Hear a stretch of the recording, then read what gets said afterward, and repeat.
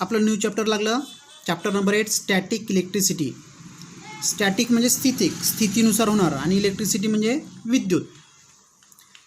याच्यामध्ये सुरुवातीला काही प्रश्न दिलेले आहेत ते आपण सोडवू. Do you have experience of the instances given below. Instance म्हणजे प्रसंग. What is the cause of this effects. आता खाली काही प्रसंग दिलेले आहेत किंवा तुम्हाला माहिती आहे ते प्रसंग. या प्रसंगामध्ये तसे का घडले याचे आन्सर द्यायचे आहे. पहिला आहे a plastic comb or ruler rubbed on dry hair attract pieces of paper. आता तुम्हाला माहिती आहे प्लॅस्टिकचा कंगवा किंवा तुमची पेन तुम्ही तुमच्या डोक्यावर समजा घासली आणि ते छोट्या छोट्या कागदाच्या तुकड्याजवळ आणली तर ते कागदाचे तुकडे त्याच्याकडे आकर्षित होते का. होते. तुम्ही करून पाहिला आहे प्रयोग. नक्कीच होते. नसेल तर घरी करून पहा. If we pass near a polyester curtain म्हणजे आपल्या घराचे पडदे again and again it gets attracted towards us. आता प्लॅस्टिकच्या पडद्याच्या जवळून आपण जर सारखे येत गेलो आणि जात गेलो तर तो पडदा काय होते आपल्याकडे नेहमी अट्रॅक्ट्स होते. का बरं असं अट्रॅक्ट होते आपल्या बॉडीकडे.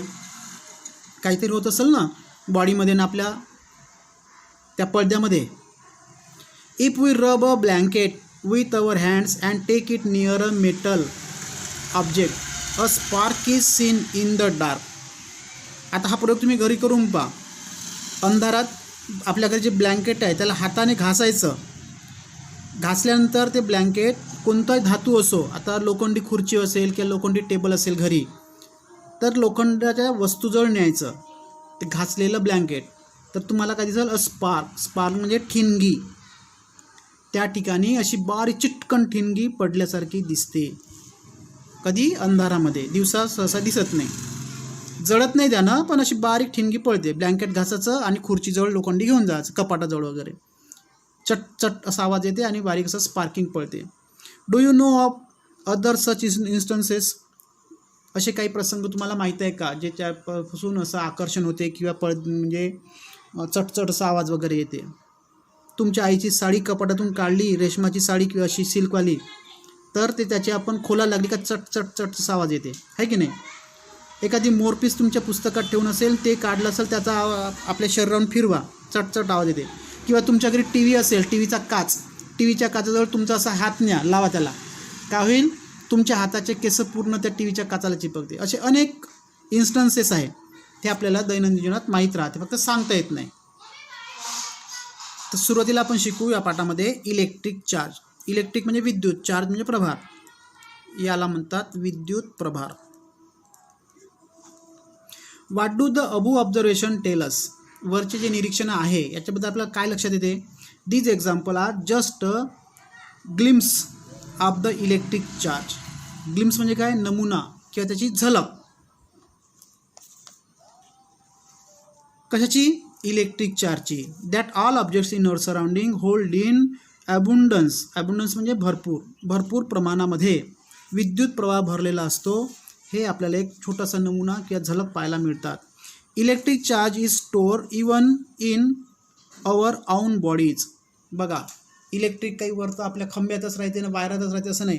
इलेक्ट्रिक बॉडी आपल्या स्वतःच्या शरीरामध्ये सुद्धा असते. इलेक्ट्रिक विद्युत ऊर्जा. All substances are made of very tiny particle. सृष्टीवरचे म्हणजे पृथ्वीवरचे सगळे पदार्थ हे छोट्या छोट्या कणांनी बनलेले आहेत. Electric charge is an intrinsic property. Intrinsic म्हणजे काय आंतरिक आतमधली. प्रॉपर्टी म्हणजे गुणधर्म.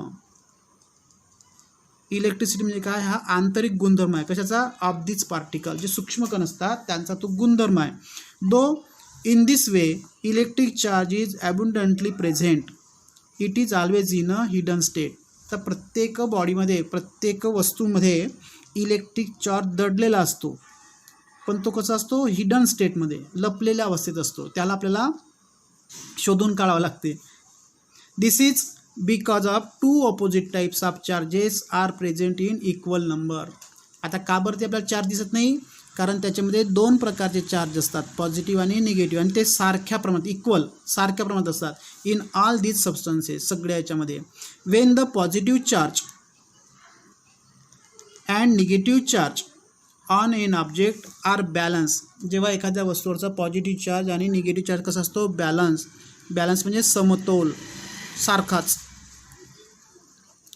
द ऑब्जेक्ट इज न्यूट्रल, तर ती वस्तू कशी असते, न्यूट्रल असते. That is there is no net charge on the object, त्यावेळेस आपल्याला इलेक्ट्रिक सारखा चार्ज कोणता दिसत नाही. If this charges are not balance, जर हे चार्ज बॅलन्स नसेल, the object is said to be charge. जर त्याच्यामध्ये पॉझिटिव्ह निगेटिव्ह चार्ज बॅलन्स नसेल तर ती वस्तू आपण चार्ज आहे म्हणतो. बे चटका बसला म्हणतो मला चटकन, नाही का. How would two charge objects interact with each other. बघा आता दोन चार्ज वस्तू आहे त्या एकमेकाला कशा आकर्षित करून घेतात त्याचा हा प्रयोग दिलेला आहे. या ठिकाणी ग्लास रॉड बांधलेला आहे आणि एक दुसरी ग्लास आहे ते आपण शिकू इथं. रब one end of a glass rod against a silk cloth. बघा काय करायचं आहे, एक लाकडी काचेची नळी घ्यायची आहे आणि त्याचं एक टोक कुठं घासायचं आहे, सिल्क म्हणजे रेशीमच्या कपड्यात घासायचं. ड्यू टू द रबिंग, घासल्यामुळे काय होते, a small charge will get transferred from one object to the other. मग याच्यामध्ये थोड्या प्रमाणात प्रभार जो आहे रेशीम सिल्कचा काचेच्या दांडीमध्ये निर्माण चालला जातो. As a result both the objects will become somewhat charge. आणि त्याच्यामुळे दोन्ही वस्तू, आता सिल्कची वस्तू म्हणजे सिल्कचा कपडा आणि काचेची नळी हे दोन्ही चार्ज होते. Suspend this rod freely in air with the help of a thread. असा धागा बांधून ते असं लटकवायचा पक्क्या सपोर्टला. काय होईल, now charge another glass rod in the same manner and bring it near the suspended rod. आता दुसरा रॉड तसाच घासायचा आणि लटकवलेल्या घासायचा. का होईल, what do you see, the two rods push each other away. ते एकमेकाला अवे म्हणजे दूर ढकलतात. ते काय करतात, एकमेकाला दूर ढकलतात. Now take a plastic rod. आता काय करायचं, दुसरा प्लॅस्टिकचा रॉड घ्यायचा. हे बघा हा एक ग्लास रॉड आहे, हा ग्लास रॉड आहे. हा रेशमीवर घासला आणि याच्यावर बांधला आणि दुसरा घेतला तो रेशमावर घासला. त्याच्यामुळे काय होते, दोन्ही रेशमावरच घासले म्हणजे दोन्ही याच्यात सारखा प्रभार डेव्हलप झाला. इथं सगळा प्लस दिस पाहिजे, पॉझिटिव्ह आहे. पॉझिटिव्ह म्हणजे प्लस धनप्रभार, इथंही धनप्रभार, इथंही धन जवळ येत नाही म्हणून ते एकमेकाला दूर सारतात. याच्याऐवजी आता प्लॅस्टिक रॉड आपण घेतला. Rub one of its ends against to woollen cloth. Woollen म्हणजे लोकरी कापड. काय घेतला, प्लॅस्टिकचा रॉड घेतला आणि तो कशाच्यावर घातला, लोकराच्या कपड्यावर घासला. Bring that end near the suspended glass rod. आता ग्लास रॉडवर पॉझिटिव्ह होतेच पहिलंच रेशमी कपड्यावर घासल्यानं. आता प्लॅस्टिकचा रॉड आपण रेशमाच्या कपड्यावर घासला तर तो काय होतो ना, व्हॉट डू यू सी, काय दिसेल आपल्याला, the two rods are pulled towards each other. एकमेकांकडे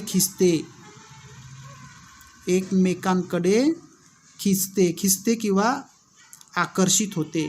कारण काय, या ग्लास रॉड आपण सिल्कच्या याच्यावर रब केला, त्याच्यावर पॉझिटिव्ह चार्ज डेव्हलप झाला आणि प्लॅस्टिकचा रॉड आपण वुलनच्या चार्ज केल्यामुळे याच्यावर निगेटिव्ह चार्ज डेव्हलप झाला. मग एक पॉझिटिव्ह असेल एक निगेटिव्ह असेल तर दोन्ही एकमेकाकडे काय असे आकर्षित होते. दोन्ही एकमेकाला जवळ ओढून घेतात. असे एक पॉझिटिव्ह आणि एक निगेटिव्ह असे हे घेतात. इथं मात्र दोन्ही सारखे असल्यामुळे ते एकमेकाला दूर लोटतात. What did you find in the first experiment, two rods carrying similar charges push each other away. दोन्ही जर सारखे चार्ज असेल तर एकमेकाला दूर ढकलतात. This is called repulsion. Repulsion म्हणजे प्रतिकर्षण. We learn from the second experiment that rods carrying opposite types of charges get pulled towards each other. This is called attraction. याला म्हणतात आकर्षण. प्रतिकर्षण, आकर्षण. सारखे रॉड एकमेकाला प्रतिकर्षण करतात, दूर करतात. सारखे चार्ज आणि दोन भिन्न चार्ज एकमेकाकडे आकर्षित करतात. लक्षात आलं, रिपल्शन आणि अट्रॅक्शनचा. दोन्ही पॉझिटिव्ह एकमेकाला दूर करतात आणि एक पॉझिटिव्ह एक निगेटिव्ह असेल तर दोघाला एकमेकाकडे खिचून घेतात. याला म्हणतात अट्रॅक्शन, याला म्हणतात रिपल्शन. इथं रिपल्शन होत आहे REPULSION आणि या ठिकाणी काय होत आहे अट्रॅक्शन. हे लक्षात ठेवायचं. The scientist Benjamin Franklin name the electric charge, positive charge and negative charge. Benjamin फ्रँकलिनना त्या चार्जला ही नावे दिलेली आहेत.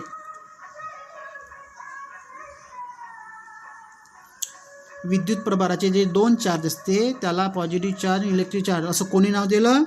असं जर जनरल नॉलेजमध्ये प्रश्न आला की कोणी विचारला तर आपण नाव लक्षात ठेवायचं, द बेंजामिन फ्रँकलिन एवढं.